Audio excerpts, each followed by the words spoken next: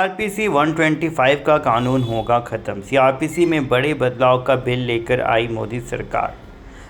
आमतौर पे वाइफ के द्वारा खर्चे के लिए, मेंटेनेंस के लिए इस कानून का उपयोग करके हस्बैंड को तरीके से प्रताड़ित करना या फिर उससे पैसे की डिमांड करना, एक्सटॉर्शन करना आम तौर पे किया जा रहा था। लेकिन अब ये कानून ख़त्म होगा। अब पत्नी धारा 125 नहीं लगा पाएगी, बिकॉज़ ये कानून ही नहीं रहा। तो अब आपको इस कानून के तहत बिल्कुल भी कोई राहत नहीं मिलेगी।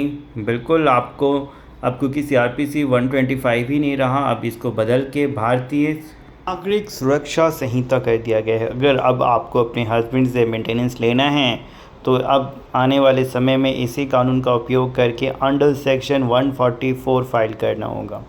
लेकिन कुछ भी नहीं बदला इस कानून में। ज़्यादातर कानून अगेन फेवरेबल टू वुमेन हो गया, न्यूट्रल जेंडर की बात कही गई थी, लेकिन कुछ भी नहीं हुआ।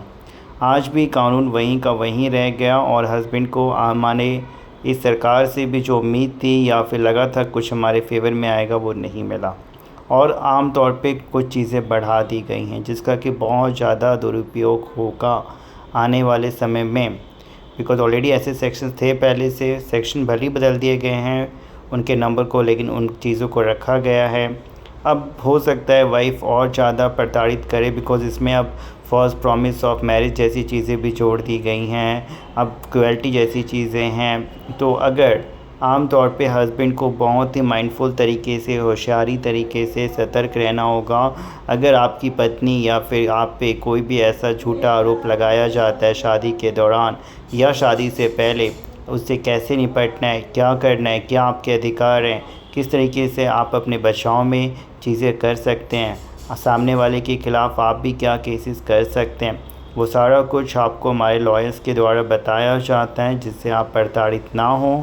चाहे वो पुलिस के द्वारा किया जाए या आपके वकील के द्वारा या फिर सामने वाले पक्ष यानी पत्नी या फिर लड़कियों के द्वारा।